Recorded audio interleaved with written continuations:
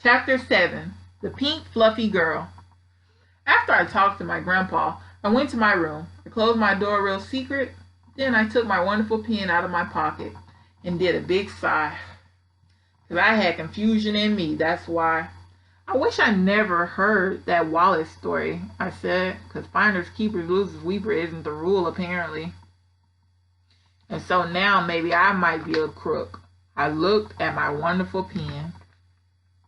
Yeah, only I don't even feel like a crook. I feel like a lucky duck. But I still have to take this thing to the lost and found, probably.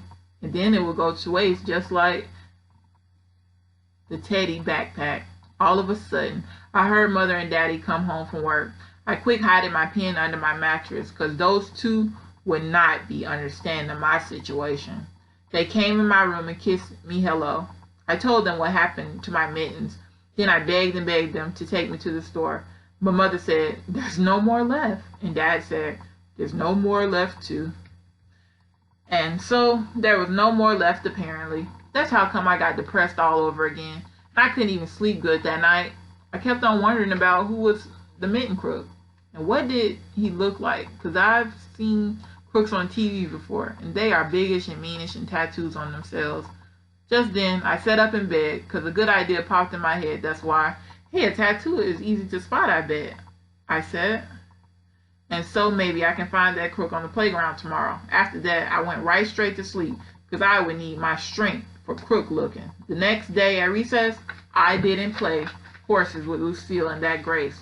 Instead, I run all around the playground looking for the mitten crook.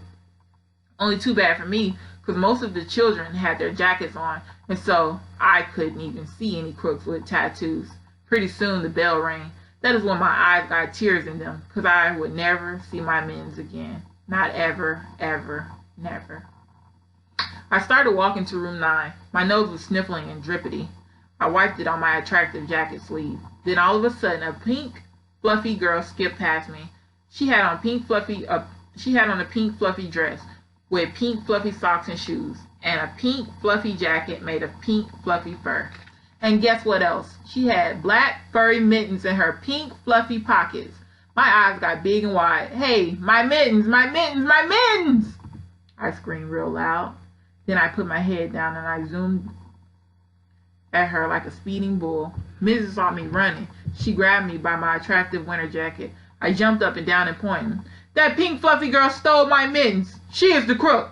Only her jacket is covering up her tattoo, and so that's what had me stumped. Mrs. called to the pink fluffy girl. She skipped over to her, to where we were. I kept on jumping. You stole them. You stole my mittens, I said.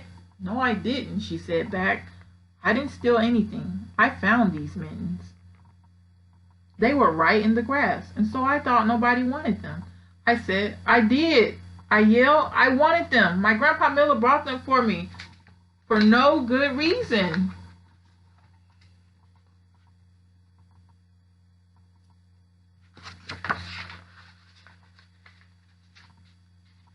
And I have been worried about them all day and all night, and that is called heartache, madam. Mrs. had to hush my voice.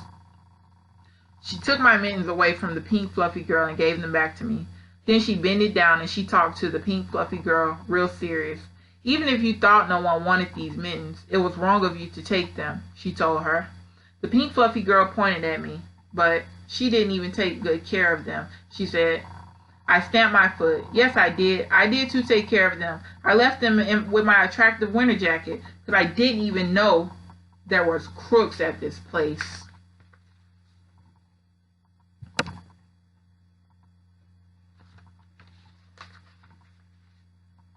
Mrs. said hush to me again.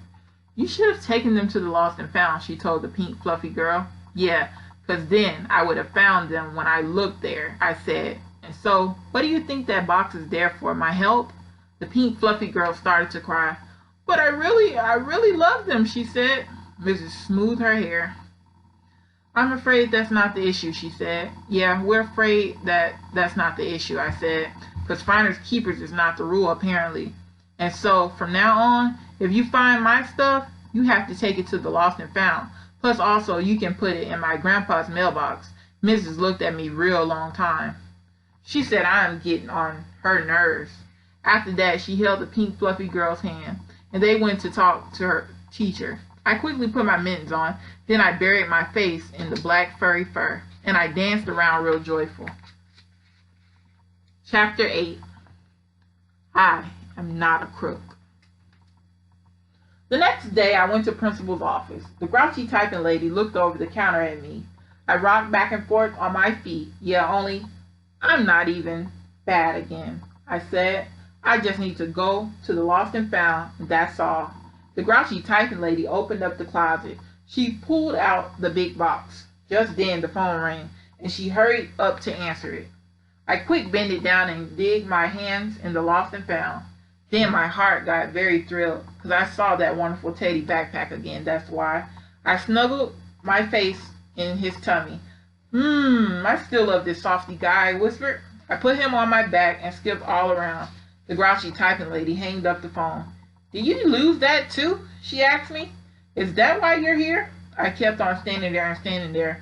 Well, she said. Finally, I did a big sigh. Then I walked very slow back to the box.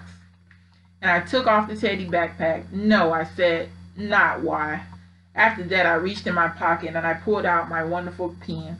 I found this, I said. It was on the floor by the water fountain. I really loved it. Only that is not the issue. Then I did a big, deep breath. And I dropped my wonderful pen in the lost and found.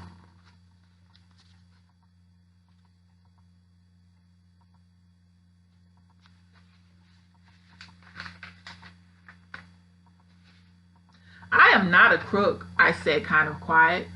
The grouchy typing lady looked nicer at me. She ruffled my hair. No, she said, of course you're not a crook. After that, I rocked back and forth on my feet some more. And I waited and waited and waited. The typing lady raised up her eyebrows at me. I'm waiting for the grin, I explained. Only there seems to be a delay. She laughed right out loud. That's when I felt it, the grin. It came right on my face. Hey, it's working, I said, real squilly. I skipped all around the office very happy. Then the typing lady opened the door and I skipped all the way to room 9. And guess what? I didn't even find a pen that writes 4 different colors. And that was a big relief.